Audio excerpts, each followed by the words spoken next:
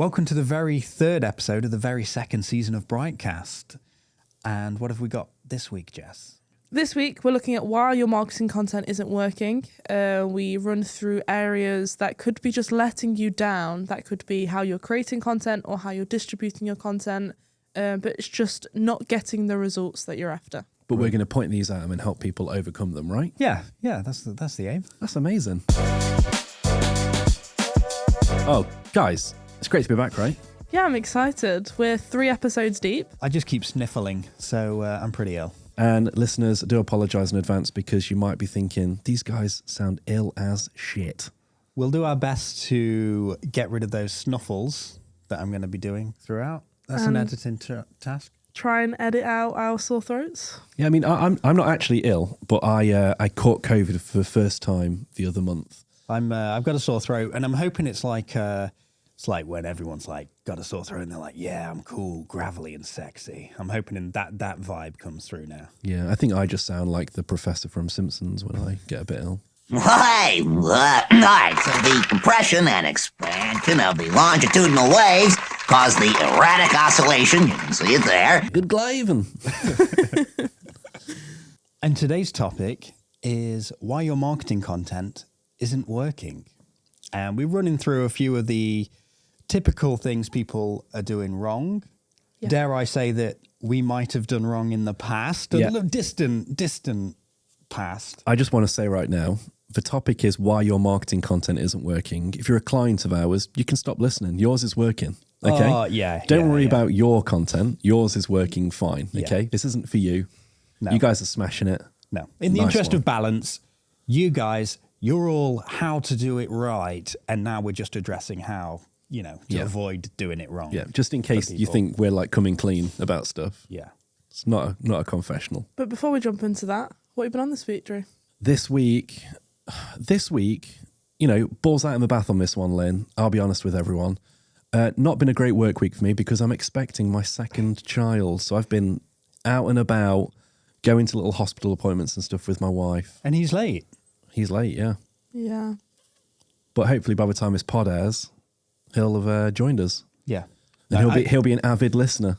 Nice. If I'm honest, I'm hoping for a call mid-pod. I think that would be the best pod we've filmed. That would be an event. So you've been in and out, catching up where you can, doing bits. Yep.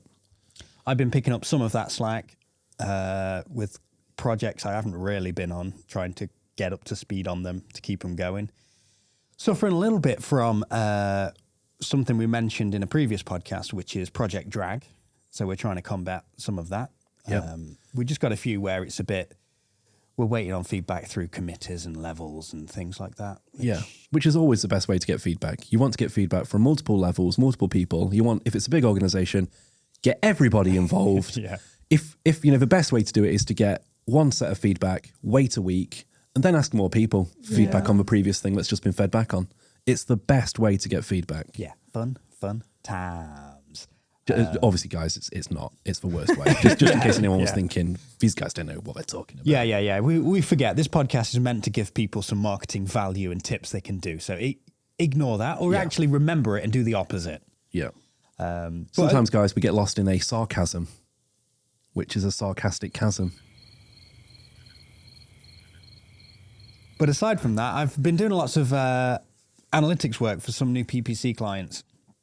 And that's going really well. The interesting part was, for one thing, we had a really nice Google account chat and the guy was good. Normally they're rubbish and like more money equals more clicks. It's like, yeah, of course, but clients have budgets as well.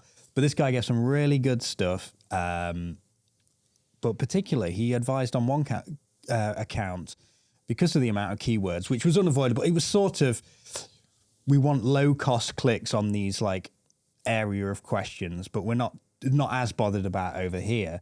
But he said bring back some SCAGs, single keyword ad groups, which is a bit of an old school method, but it was cool to hear it, that it still has a place, and that Google, who have been pushing people more towards the responsiveness anyway, advised it. So that was interesting. Oh, I just remembered one project we did finish, actually. We finished off the HEC project. Yes, we did. So that's one of the things that I wanted to get done before I went away on my paternity, which should be any day now. And it was a massive project. I think we delivered 30-something videos to them. Yeah. So it was one main cut and then different aspect ratios. Yeah. Shed loads of cut downs. Yeah. TrueView ads.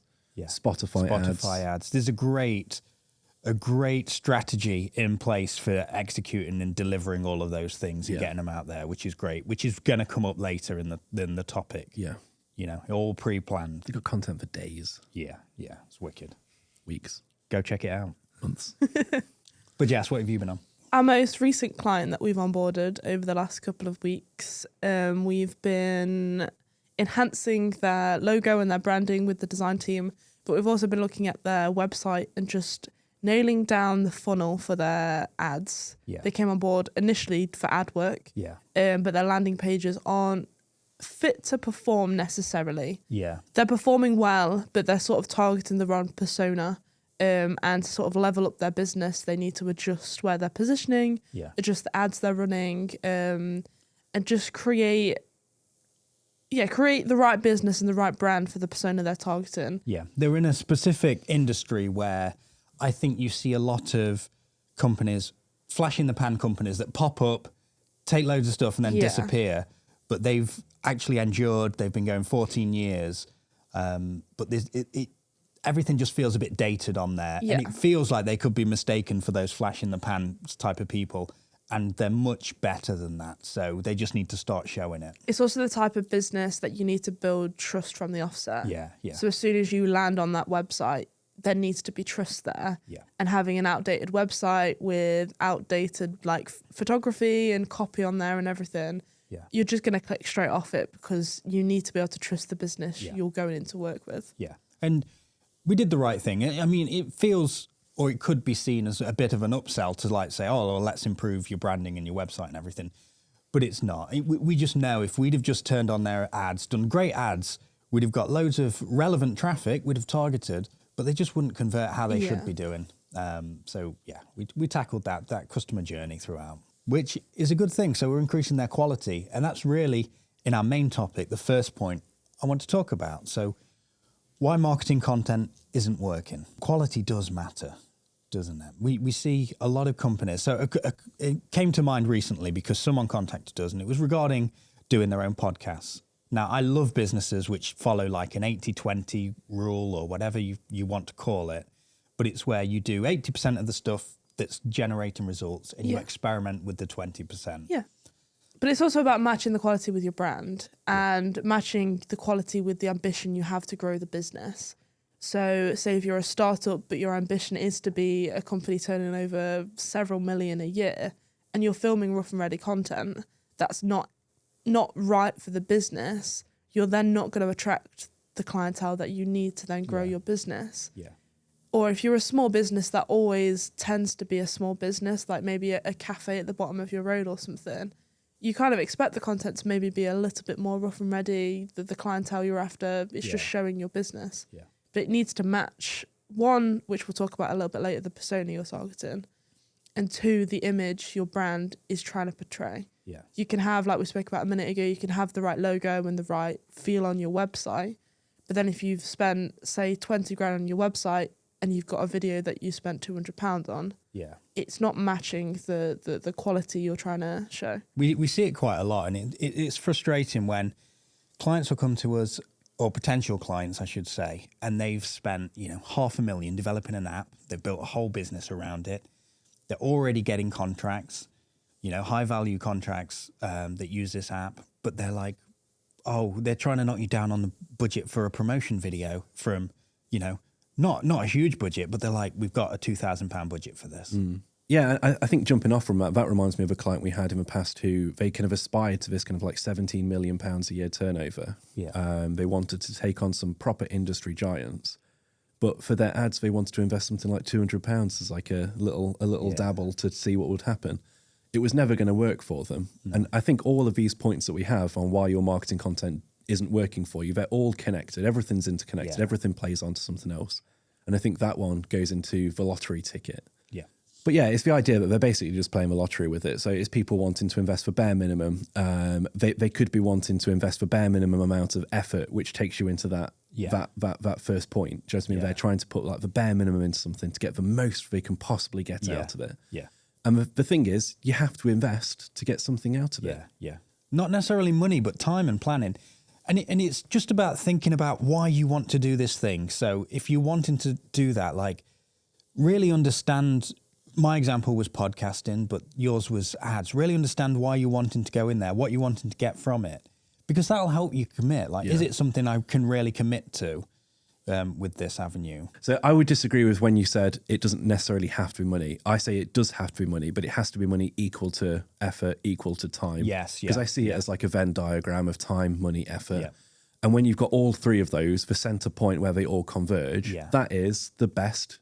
Like that is the best ROI. That's the best you can get on your investment, right? The best ROI, but I think there's an element of it being a percentage, like being a pie chart. And it could be, you could put 80% of money into it, 10% of time, 10% of effort. But with that money, you're hiring a professional to do it. You're hiring an expert to take that time and effort away from you. Yeah. Or if you don't have the money to put into it, you then have to put more time and effort into it. But there still has to be those three elements to make up this pie or to make up this Venn diagram. But there could be essence of like, you could spend more money and spend less time and effort. You could spend more time and effort and spend less money if you're going to take it on internally or yourself. There'll always be a monetary implication. Yeah. So my podcast example was people just recording anywhere on their mobile phones. Whereas really you should invest in some, it doesn't have to be, this level of equipment, but in decent equipment to meet like the minimum good standard within what you're going into. Thinking about the lottery example, I've seen an annoying resurgence of people who are saying, this company launched off this one video that got 50 million views. And the problem with that is it's not really scalable or repeatable. Going viral isn't that repeatable. So I think that takes us on to the silver bullet example. Yeah. So with the silver bullet, it's the idea that you can have this one magical piece of content which will, like the lottery ticket, unlock all of these newfound riches, goals, everything you've ever wanted to achieve as a business. The silver bullet doesn't exist. No. Because you can't necessarily launch a business off a single piece of content. If people give examples, I would argue against most of them. Like I've seen people where they've argued against it could be like a well-known person has let's say Ryan Reynolds, for instance, has launched a new whiskey business off of one ad. Yeah. He's not, because he's Ryan Reynolds. Yeah. Ryan Reynolds has lots of stuff associated with him. Ryan Reynolds could put out a single GIF and launch a business because he's Ryan Reynolds. Yeah. For him, he's not using a silver bullet. He's using his years and years of Hollywood. He's invested 20 years in his person. It's like Lush. There was that massive thing about Lush coming off social media or something, and everyone's like, "Oh, I can run a successful business coming off social media." It's like, no, like Lush is so well known. Lush, They already have their audience and their persona. Everyone knows what Lush is. Yeah, you can learn lessons from it. So their lessons for that was, they want it to be an experiential thing and bring people into retail. They still want to be a retail company. And niche down into that space, which is great. It's difficult for them to bother you about soap 1 foot away from your face if it's over social media. They have to do that in person, don't they? But where a silver bullet might work, and this is where these are like the occasions where I've seen it work, but it's like these are niche examples are on like crowdfunding websites. Yeah. Where like a brand new business has started, you don't know who they are, but they've created this business and they've got this one pitch video. Yeah. The problem with it is most of the successful ones actually do have lots of peripheral stuff around it, because they'll have a really good campaign page. They'll have really good campaign rewards. Yeah. They'll have updates throughout it. Yeah. So they might have one video that's launched this idea for it, and which people are pitching in and which people are crowdfunding, crowdsourcing, whatnot. It's not, they've not just got this one piece of content to help them survive, because also at the end of it, it's this one piece of content leading up to this promise of a reward. Do you know what I mean? Yeah. So there are examples where like you might see it where they don't necessarily have any extra kudos or anything around them, like the Ryan Reynolds example. Yeah. but they're vast niche. Most people don't have a existing business and they're thinking, I'm going to crowdsource this brand new product or something. I think if you look into those examples, and we've done those examples, so we've done videos that have got more than 5 million views, let's say, but it was within a game industry, and there was already a plan to touch into lots of PR and lots of people like IGN to take the video on board and start pushing that. And that's how it scaled. So there was a plan in place. It wasn't just make this video, put it out, it might get 50 million views and, launch your business. There was also like a strategy around the video and stuff, and like the aim of what they wanted that video. Like it wasn't all shot in the UK. Like they took you, was it to France? Yeah. So you guys like went over there and filmed aspects over there. You filmed interviews. Like there was a big... That told us a nice story and stuff. And there's a real plan. That's what's repeatable. What's repeatable and what's scalable is having a strategy for your videos, whether it be a series, and that was a series, it was like behind the scenes and stuff, but then a distribution plan as well. That's where people can get. And also, a lot of companies, to actually get good ROI, they don't need 50 million views. If you look at, say, the L&D clients we work with, them getting 50 million views, it'd be fine, but it'd be really like, it would be self-congratulatory like metrics, wouldn't it? Because really they need the right 5,000 people to watch it to generate 5 inquiries and 1, lead. It can also harm your not your brand, but your platforms.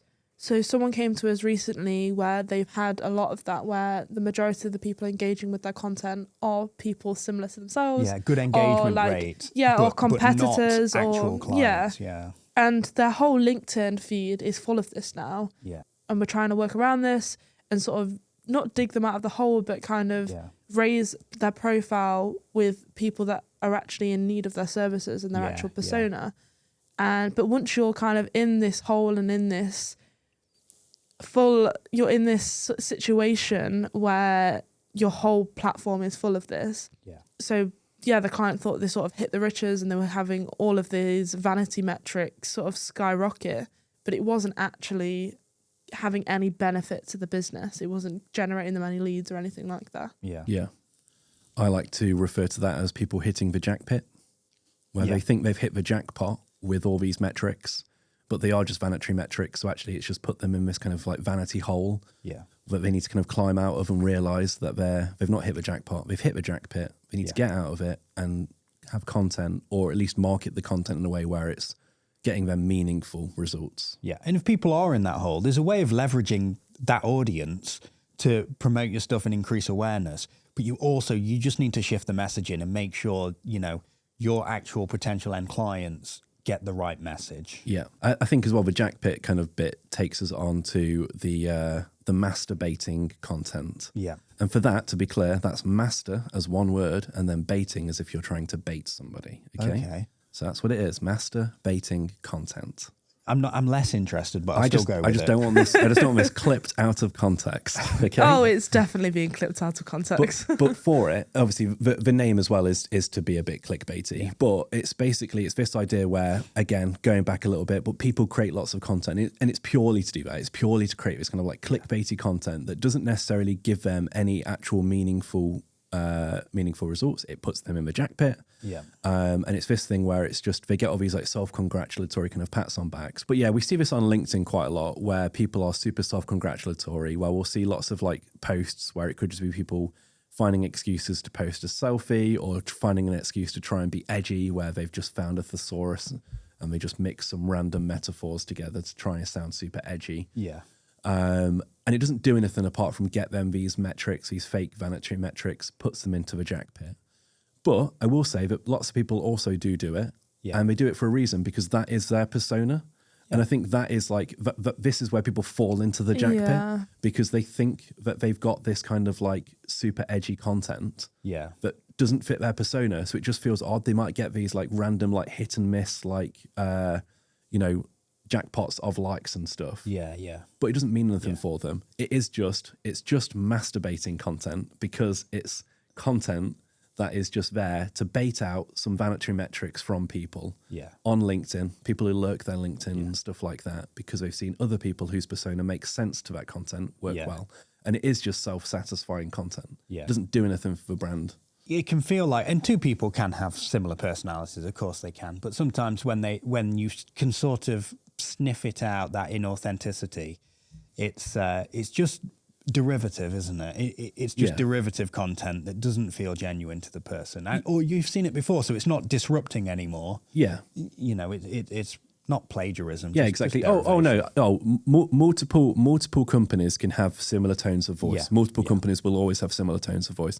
If one person unleashes their tone of voice and it happens to be your tone of voice, but you've not maximized on it either, they might then have a bit more market share of that kind of tone of voice. But it doesn't mean you can't also act on it. Yeah. You might have to differentiate a little bit, so you actually can claw back a bit of that market share, or you can just try and like play on it and own it even more. Yeah. But yeah, definitely lots of brands can end up feeling a bit derivative because they end up like copying, and it's not really their tone of voice. They don't really own it as much as the other people, which takes us into this whole point of content just being derivative. Yeah, we've done quite a lot of work around our clients' websites over the past couple of months.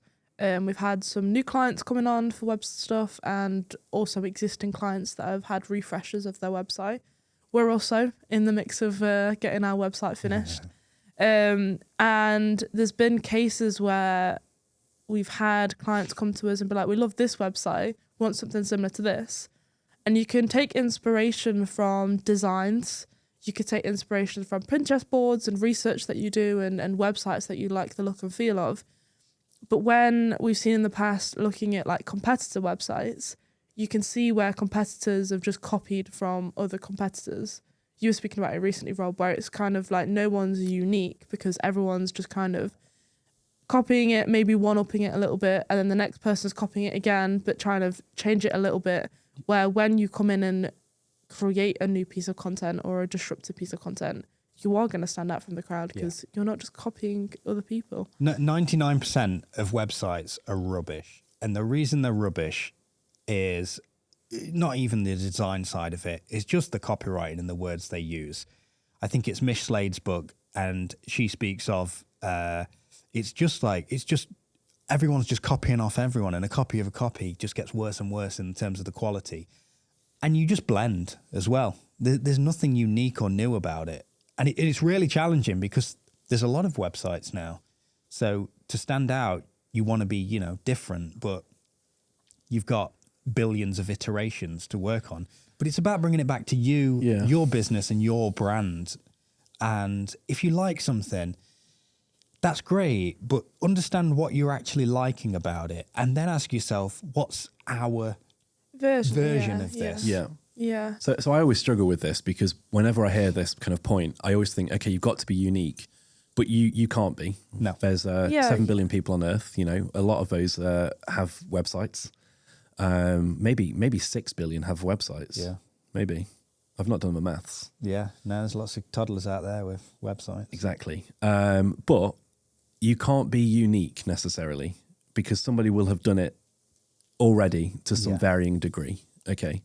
Or not, you can't be. It's very, very difficult to be unique. Also, unique doesn't mean good. Yeah, exactly. Yeah. Original doesn't mean good.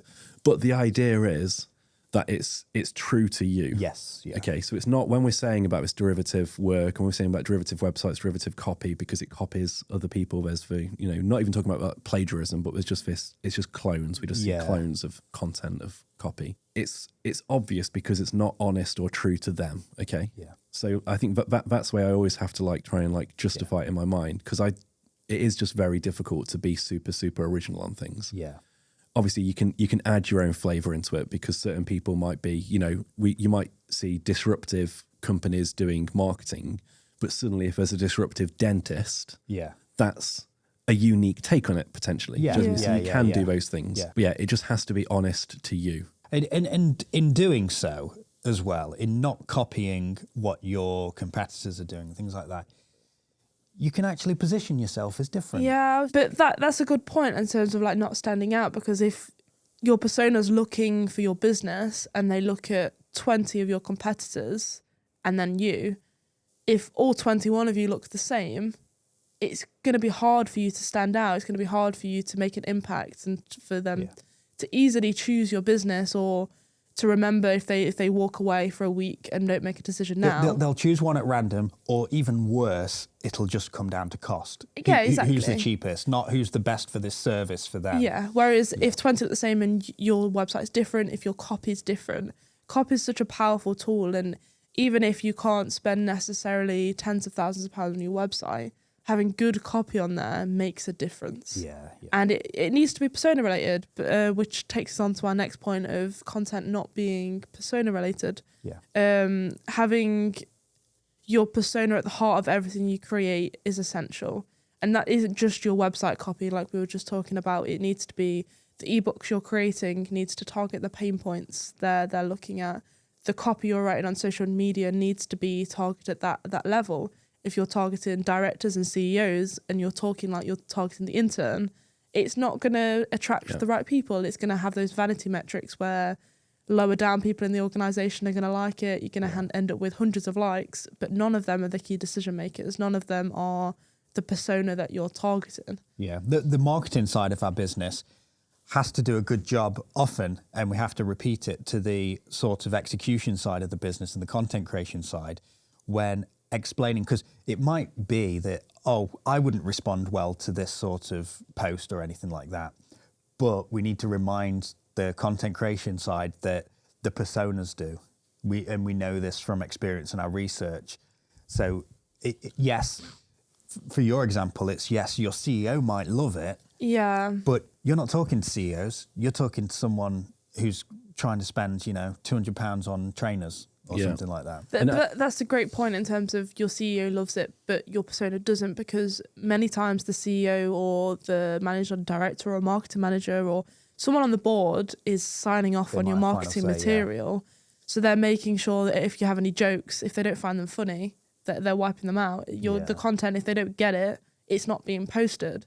So then the content is being posted that targets your own CEOs. When obviously they're not the people you're targeting. Merry Christmas, guys. What?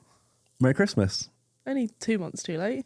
Yeah, I think this is our next point and our final point, which is celebrating Christmas in July. And it's not July right now, so you might be thinking, well, this point doesn't make any sense. That don't make no sense. But the idea is it's companies who put out content late. Right. They capitalize on current themes or trends or popular news or anything just late. Everyone who's getting on, it's like us suddenly putting out the Harlem Shake. We're a bit late for it. Yeah. It's a bit late. No one cares at that point. Yeah. And loads of companies, they have great content and they've done everything else that we've mentioned, or they've not done everything else that we mentioned because they've got this great content. They've put all this effort in. Yeah. It's targeted. They know what they're doing with it, but they've put it out late. And it's as bad as putting out bad content on time. Yeah, because missing the boat. Exactly, yeah. It's doing nothing for them. It's celebrating Christmas in July. It's just pointless, basically. Yeah. You're not getting any of that sweet Christmas food in July. So what's the avoidance technique? The avoidance technique is to put stuff out on time, Planning. is to try and be reactive. And it depends on what your company does. Because if you're, let's say your business is, you're putting marketing out for a sporting event. You're already by nature having to be super reactive. Yeah. You'll have let's say it's a boxing match, for instance. There's 3 outcomes, right? Yeah. I don't know why I picked a fucking sport I don't understand. Yeah. Okay. So Is it 3 outcomes, right? excited. Draw, 2 wins. Yeah. People can win or a draw, right? Yeah. I'm sporting, guys. Yeah. Whoa, look at me go. What weight class is this? Say again, sorry. What weight class are we? looking at? Overweight. Okay.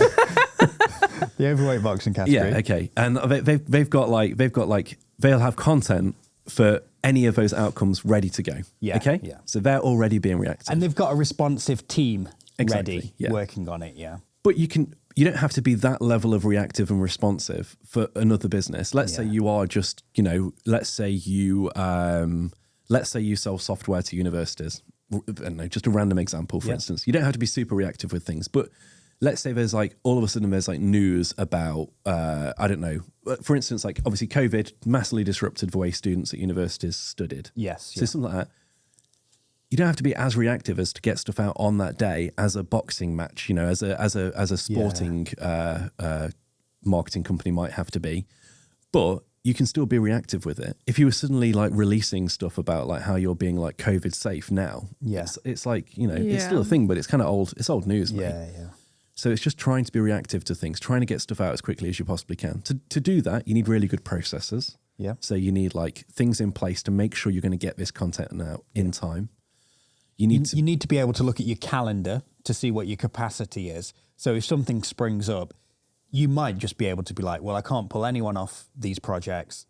We're going to miss this one. Yeah. Rather than do it late, rather than try and squeeze it in but be late. I guess there's also an element of, depending on the trend, if it's Christmas happens the same day every year, you should be on time. Exactly, yeah. If it's something like a trend that's just come out on TikTok and you want to do a video, maybe the quality could drop a little bit. If you're getting it out on time, the persona's right, and it's throwaway content, it's not going to be on your homepage. It's not going to be a piece of content you're necessarily going to put on Sky News or something. Like, it's quick, it's reactive, and it's right for the brand and the trend. Yeah. The quality could drop a little bit for that. But whereas for Christmas, if you're putting a Christmas ad out, you've got 12 months to create it. There's no reason, and there's so many ways of seeing so far in the future for trends. You could use PR companies use a trending app that's going to be like a news trending app. There's companies like Newspage UK that's big on LinkedIn right now, and they do responsive stuff. Who's available tomorrow to talk about this stuff? Submit some replies, things like that.